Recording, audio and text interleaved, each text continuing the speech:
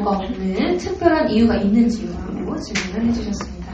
네, 이번에 목사님께서 말씀해 주시겠습니다. 주보가 없는 이유는 그게 꼭 필요하지 않기 때문입니다. 그래서 주보가 필요가 없잖아요. 그래서 일어나라고 하면 일어나고 몇 장을 부르자고 하면 부르고, 요새는 찬송가도 여기 다 뜨니까 그렇게 종이를 낭비하면서 지구의 환경을 파괴할 이유가 없다는 뜻이죠.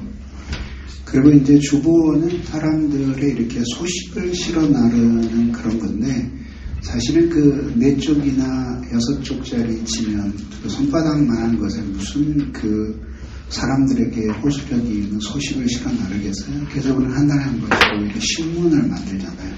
그래서 신문을 이제 웹으로도 볼 수 있고, 그 스마트폰으로도 볼 수 있고, 지면으로도 볼 수 있게, 이렇게 해서 우리는 처음부터 순서대로 안 만들었습니다. 예외적으로 행사가 있다든지 예식이 있을 경우에는 예외적으로 만드는 경우도 있지만 일반적으로 우리는 만들지 않습니다.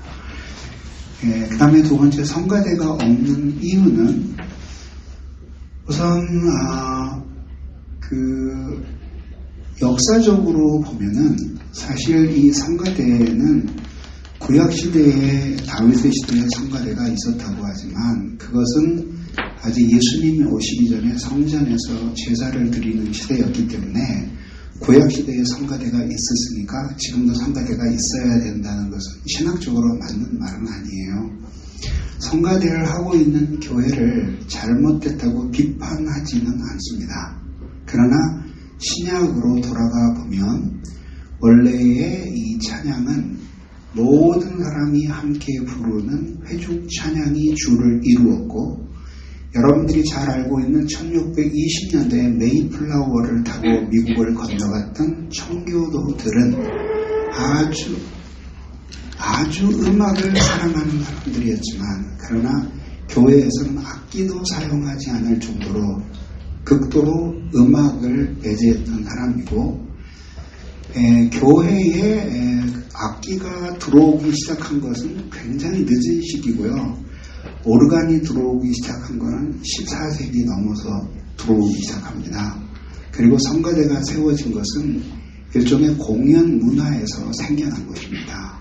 그렇기 때문에 우리는 굳이 신학적으로나 역사적으로 볼 때 성가대를 필수적이라고 생각하지 않기 때문에 처음부터 우리는 청교도의 전통과 초대교회의 전통을 따라서 했습니다. 그래서 결국 최상의 찬양은 우리 모두 하나님께 드리는 찬양이다, 그렇게 생각을 하고, 예외적으로 이제 절기나 예식이 있을 때에 우리도 찬양대를 세워서 임시적으로 운영하기는 하지만 상설 성가대는 없다. 두 번째 이유는 이제 실제적인 이유인데요. 우리 교회가 성가대를 보암직하게 운영하려면 최소한 300명에서 350명 정도는 동원돼야 된다고 봅니다. 여러분들이 예전에 다니던 교회에서 항상 연말이 되면 성가대하고 교회학교하고 사람 서로 가져가려고 싸우는 걸 보셨을 거예요. 그리고 양쪽을 걸쳐서 두 가지 일을 하면서 결국은 이렇게 잘 하지 못했던 기억도 있을 거예요. 그런 점에서 우리는 그 사람들이 교회학교 교육에 훨씬 더 많은 비중을 두고 봉사하게 한다, 그에 원활하게 한다는 점에서도 우리는 성가대를 그렇게 활용하지 않습니다. 그러나 이 세상에서 성가대를 하고 있는 교회를 나는 비판하지 않습니다. 그들은 또 그들의 은사대로 섬기고 우리는 우리대로 하나님을 섬긴다, 이렇게 생각합니다. 목사님께서 신앙적으로 가장 큰 영향을 받은 인물은 누구인가요? 라는 질문입니다. 저는 부모님은 예수를 안 믿으셨지만 고모님들이 예수를 믿었고 같이 살았기 때문에 기어 다닐 때부터 교회를 다녔어요. 그리고 14살 때 제가 자의식이 생기고 나서 결국은 스스로 신앙을 갖지도 못했었지만 진정한 의미에서 그 신앙을 버리게 됐어요. 그리고 이제 21살 때 이제 죽음을 넘나드는 고통 속에서 다시 하나님께로 돌아오게 되었는데 돌아온 이후에 헤아릴 수 없는 많은 존경할 만한 사람들에게 신앙의 영향을 받았습니다. 그래서 그 사람들을 일일이 다 열거할 수는 없을 것 같아요. 다만 이제 제 인생에 고등학교 2학년 때 항상 무신론을 부르짖을 때 그 섬에서 그 뚝방 섬의 그 방제 위에서 찍은 사진입니다. 뭔가 이렇게 무신론자의 결기가 느껴지잖아요. 그랬는데 저에게 이제 크게 이제 그 영향을 준 신학자는 네 분이었어요. 그래서 먼저 존 칼빈이라는 인물이었고 종교개혁자로서 여러분 너무나 잘 알고 있는 제네바의 목회자였고 신학대학원 시절에 이분한테 이제 푹 빠졌어요. 그리고 이제 그 후에 제가 신학교수가 되고 신학교수를 하다가 이제 신학교수가 되고 나서 그러면서 이제 제가 깊이 심취했던 게 청교도였고 그 특정한 사람을 얘기할 수가 없을 정도로 아주 다수의 사람들이었고요. 그리고 그 중에서 이제 제가 다음에 만난 사람이 존 오웬이라는 인물이었습니다. 이분은 저 때문에 한국의 이름이 널리 알려지게 된 분인데 이분은 칼빈하고 100년 정도 차이 나는 사람인데 이 사람은 스위스에서 종교개혁을 했고 이분은 크로멜 치하에서 종교개혁에 헌신했던 사람이었습니다. 결국은 실패로 돌아가고 그리고 고난에 가득 찬 인생을 살다가 인생을 마치게 되는데 크로멜 시대 때 국모까지 했고 총장이 없는 옥스퍼드의 부총장을 지내셨던 분이에요. 근데 엄청난 석학이십니다. 그래서 이분의 책을 전집을 아직 번역되지 않았을 때 읽으면서 좀 깊이 심취하게 되었습니다. 그래서 저의 설교에 있어서 뭔가 이렇게 아주 세밀한 부분이 있다면 상당히 많은 부분을 이분으로부터 배운 것이고 특히 인간에 대한 이해를 이분으로부터 이분만은 아니지만 많은 것을 배우게 된 분입니다. 존 오웬의 번역된 책들은 여러분들이 도서관에 가면 보실 수 있습니다. 그 다음에 세 번째 인물이 조나단 에드워즈인데 이 사람은 18세기 뉴턴주의와 합리주의가 밀려오던 시절에 뉴 잉글랜드, 그러니까 지금의 아메리카, 미국에서 이 참된 기독교 신앙을 파수했던 아주 위대한 사상가 중 한 사람입니다. 그래서 이분의 전집에 깊이 천착하면서 너의 신학적인 그 넓이를 더하게 됐다고 말씀드립니다. 마지막으로 한 분은 왜 안 나오나? 이 세 분보다도 더 위에 계신 분은 아우렐리우스 아우구스티누스 오늘 설교 시간에 인용한 분입니다. 이 사람은 3세기 후반에서 4세기 초반까지를 살았던 인물이고 사실은 서양 철학의 다리를 놓았던 사람이고요. 그리고 기독교 사상의 기틀을 잡았던 사람이고 1600년의 세월이 흘렀지만 여지까지도 시간과 영원, 자유와 필연, 선과 악 이런 것들에 대해서는 이 사람의 사유를 현대사상이 기대고 있다고 해도 과언이 아닐 정도로 이 앞에 세 분이 흐르는 강물이라면 이분은 그 모든 그 강물의 원천과 같은 분입니다. 그래서 이분의 사상을 깊이 수독하면서 어떤 그 말씀의 웅장함을 보게 되었다 이렇게 말씀드릴 수 있습니다. 그 이외에도 많은 사람들이 있습니다만. 네. 네, 이번 질문은 목사님께서 읽으신 책 중에서 신앙적으로 가장 큰 영향을 받은 책은 무엇인가요? 그리고 새 가족들에게 꼭 추천해주고 싶으신 책이 있다면 말씀해주세요. 제가 기독교 신앙의 언저리에서 왔다 갔다 할 때 저에게 커다란 영향을 주었던 책은 톨스토이의 책이었습니다.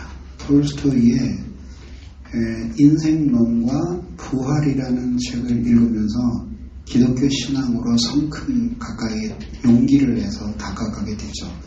지금 제가 아마 읽는다면 그때의 느낌하고 많이 다를 거예요.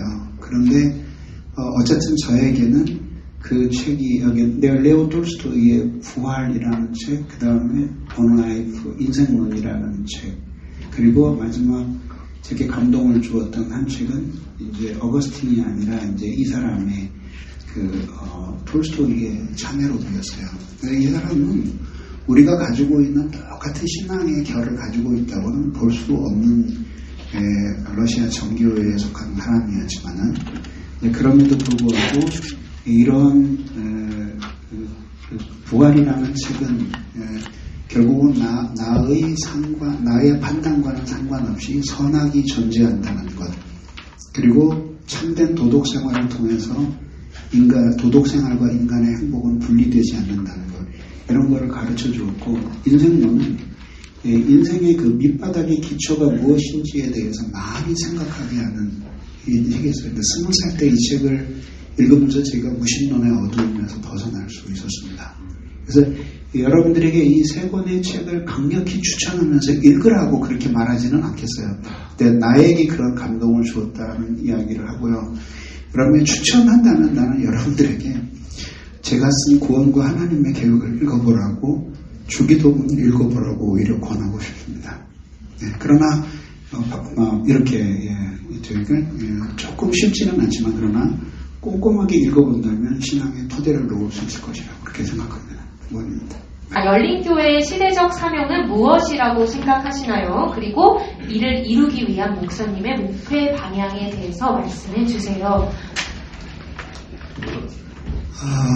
우선 교회가 가지고 있는 사명은 일반적인 사명과 개별적인 사명이 있다고 생각됩니다. 무슨 뜻이냐면 우리가 인간으로 태어나면 다 인생의 목적을 가지고 있고 누구도 예외가 아니듯이, 그렇지만 또 개인은 자기 삶의 자리에서 자신의 삶의 의미를 찾아야 되잖아요. 그래서 교회가 전도하고 복음을 전하고 선교하고 가난한 사람들을 돕고 진리의 말씀을 전하고 하는 일들은 이 모든 교회가 해야 될 보편적인 사명이지만, 우리 교회이기 때문에 하나님이 다른 교회에서 흔히 볼 수 없는 특별한 사명을 주셨다 하는 일들이 몇 가지가 있습니다. 특별히 제가 34살에 신학대학의 교수가 되어서 그러니까 41살까지 근무하고 퇴직을 하고, 그 후에 목회에 전념하다가 다시 한 11년 전쯤 이렇게 옛날에 그런 교수는 아니지만 어떻든 간에 가르치는 교수로 겸직을 하게 되었고, 이렇게 이제 살아왔는데, 그러면서 하나님이 저에게 주신 사명은 우리 교회만이 아니라 더 넓은 사람들에게, 멀리 다른 사람들에게 제가 가지고 있는 소위 이론, 신학 교육의 경험과 목회의 경험 양쪽에 이렇게 다리를 놓으면서 어떻게 하면 이론에 치우치기 쉬운 사람들에게 목회의 실체를 전하고, 그 다음에 이론과 동떨어지기 쉬운 목회자들에게 신학의 이론을 가르쳐서 이렇게 학문과 목회의 실천이 공존할 수 있는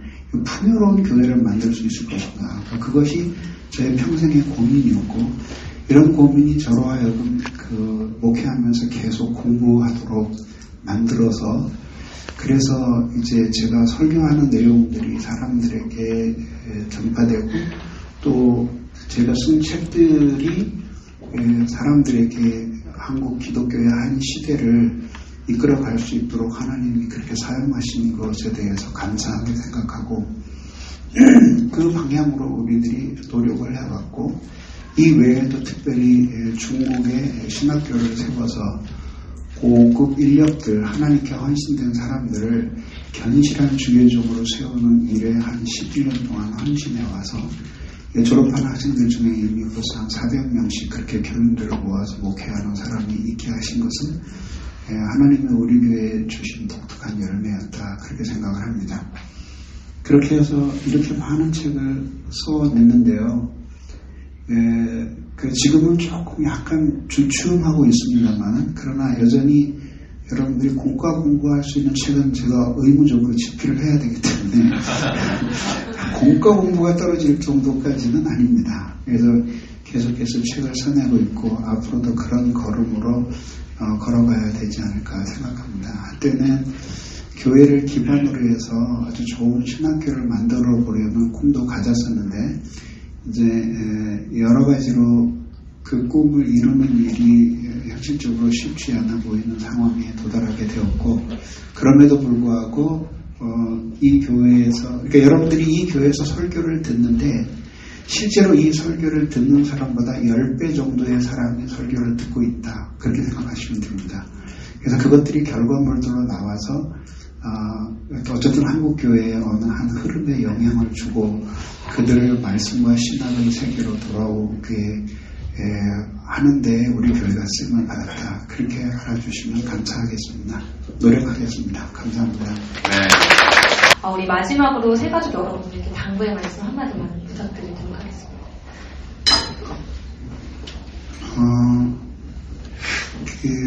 아마 여러분들은 누구의 강요에 의해서 이 교회에 등록하지는 않으셨을 겁니다. 아마 그리고 그렇게 등록했다면 사실상 이 교회의 교인이 되신 것이 아니겠죠. 여러분들에게 말씀드리고 싶은 것은 분위기가 새롭고 어떤 매력이 있게 느껴지는 모든 장점은 항상 실증을 느끼게 마련이에요. 그래서 여러분들이 교회의 분위기나 어떤 좋은 점들에 너무 마음을 많이 주시지 마시고 하나님의 말씀을 통해서 하나님을 만나는 예배자들이 되기를 바랍니다. 그래서 날마다 새로운 하나님의 사랑의 성품들을 배워 가신다면, 그러면 아마 날마다 행복한 삶을 사실 수 있을 것입니다.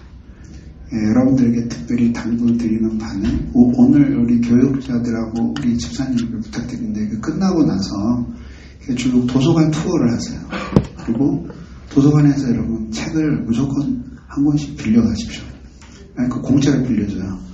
그래서 그냥 일주일 안 읽고 돌아갔다 반납해도 되니까 그냥 빌려가시고, 그 안에 있는 책들은 여러분들의 신앙에 모두 도움이 되는 책들입니다. 그래서 열린교회 오신 것을 기점으로 책을 손에 놓지 않고 책을 읽으시는 여러분들 되길 바랍니다.